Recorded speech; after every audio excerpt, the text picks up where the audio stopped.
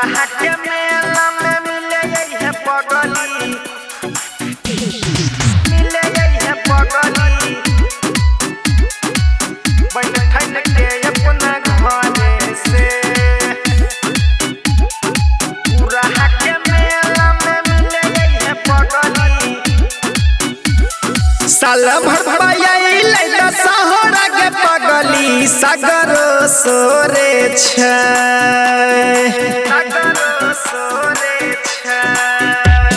साल भर पायल दशहरा के पगली सागर सोरे छै।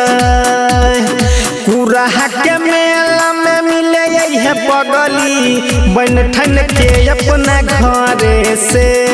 पूरा के मेला में घूमे है पगली बैठन के अपना घरे से, बैठन के अपना घरे से। पूरा के मेला में मिले है पगली बैठन के अपना घरे से।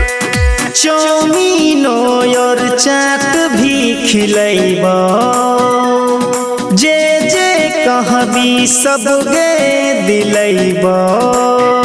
आगे टावर वाला झूला पर झूलैबो, सुने मत वाला कुआं भी देखैबो। संगही में जाई के पूजा करबै मैया के भोरे से। खगड़िया के मेला में मिले है पगली बैठन के अपना घरे से। हसनपुर के मेला में मिले है पगली बैठन के अपना घरे से, बैठन के अपना घरे से।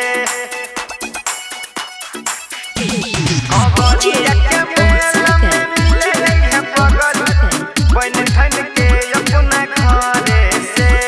9 दिन नवरात्र भूखी है मैया जी के शरण में झुकी है। प्रेमी राम कुमार के बन भी धनिया ओहिर पिंटुआ छोलो कनिया।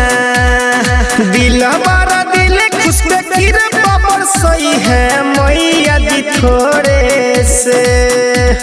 सखावा के मेला में मिले है पगली बैठन के अपना घरे से। विधान के मेला में मिले है पगली बैठन के अपना घरे से।